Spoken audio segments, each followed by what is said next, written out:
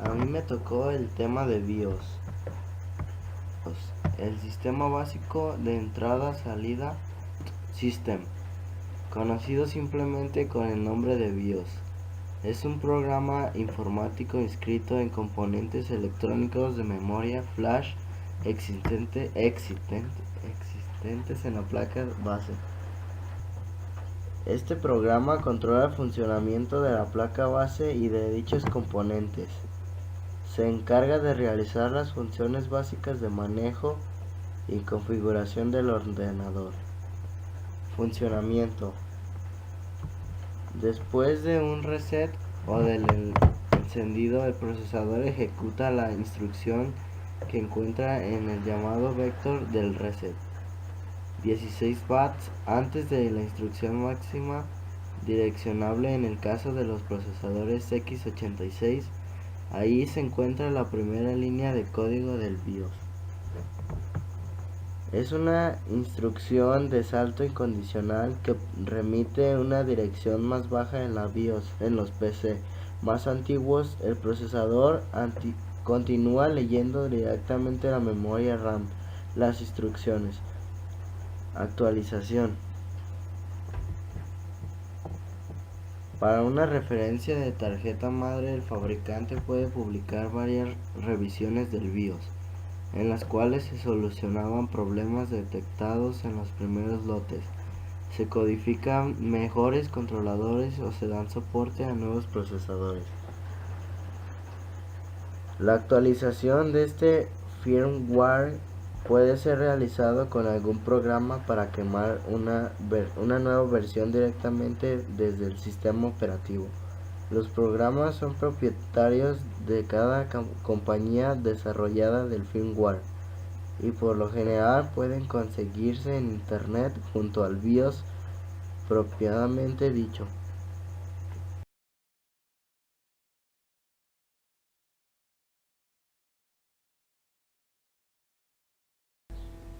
A mí me tocó el tema cables y conectores. Los cables son los componentes básicos de todo el sistema de cableado. Existen diferentes tipos de cables. La elección de uno respecto a otro depende del ancho de banda necesario, las distancias existentes y el coste del medio. Cada tipo de cable tiene sus ventajas y desventajas y no siempre hay un cable existente que sea ideal. La diferencia entre estos tipos de cables serían la anchura de banda,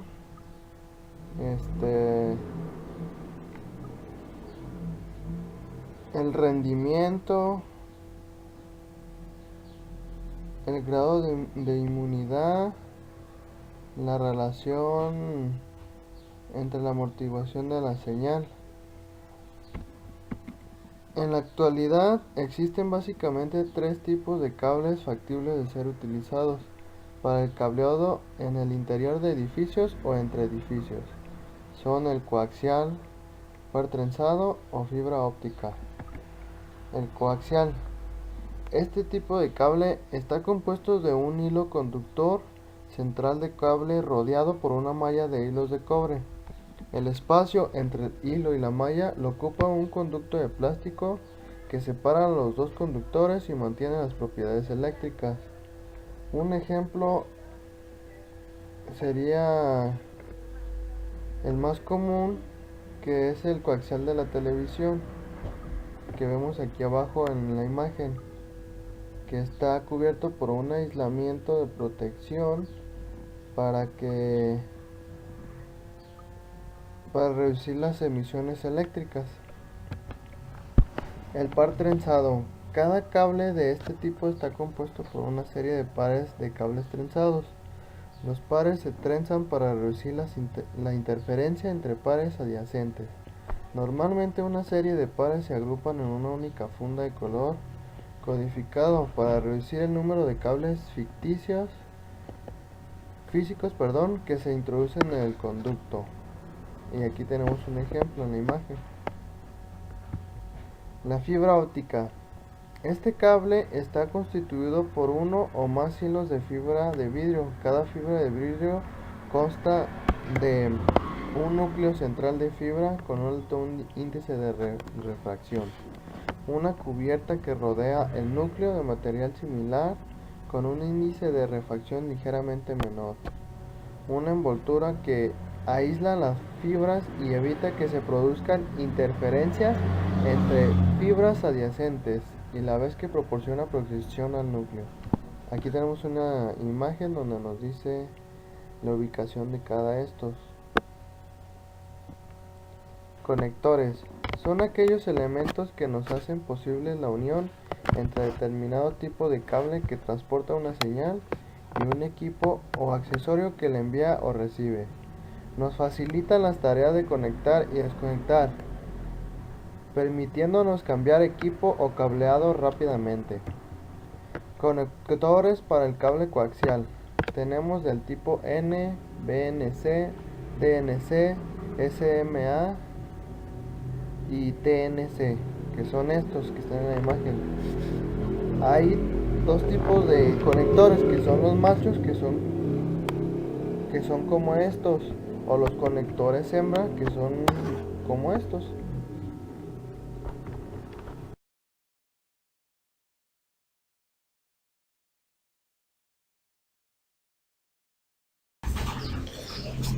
Yo les hablaré acerca de las leyes. La ley de Ohms, de Kirchhoff y de Kenen. La ley de Ohms. La ley de Ohms es una medida de resistencia que oponen todos los materiales a su paso. La ley de Ohms se representa por la letra W o por el signo o la letra griega omega. Okay. Además nos dice que esta ley está relacionada con tres componentes, que son la intensidad definida por la Y, la diferencia de potencia o tensión definida por V y la resistencia por R. Aquí podemos observar para sacar la intensidad de ciertos componentes. Aquí nos muestra una ecuación.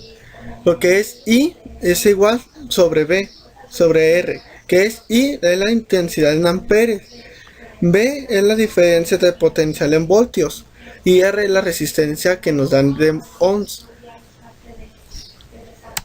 Ok, la intensidad de una corriente es igual a la tensión o diferencia de una potencial en voltios dividido o partido por la resistencia en ohms. La resistencia eléctrica, por su parte, se identifica con el símbolo o la letra R, y la fórmula general es R es igual a V entre Y, para despejar sus valores, derivadas de una fórmula general de la ley de Ohms. Para evaluar esta ley es importante indicar si cada corriente en particular entra o sale. La mejor forma tal como haríamos es un balance contable, es indicar un signo positivo las que entran y un signo negativo las que salen, o inversa. De esta manera el balance estará dado por la suma algebraica de todas de ellas. Ley de Kirchhoff. Esta ley nos indica que la suma de todas las corrientes que llegan a un nodo en un instante dado debe ser igual a la suma de todas las que salen en ese mismo instante. Aquí podemos ver un pequeño ejemplo de cómo llega esa corriente. Esta ley está definida por tres corrientes o nodos. La ley de Thevenin. Cualquier parte del circuito formada por fuente o resistencia puede ser reemplazada por una única fuente de tensión con una resistencia en serie. Esto quiere decir que si una resistencia está conectada a un circuito entre A y B, reemplazamos el circuito por el equivalente, por la resistencia circular la misma corriente.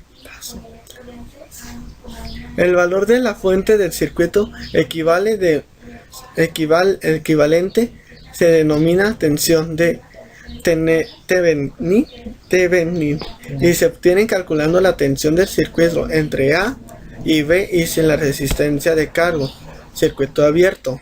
Aquí podemos ver dos imágenes diferentes. Uno es un circuito eléctrico y el otro ya vendría siendo como un circuito abierto. Lo que podemos ver en la línea punteada es A y B. Es lo que nos está diciendo esta diapositiva, es el circuito que recorre cada una de ellas, no importa si se interrumpe el proceso.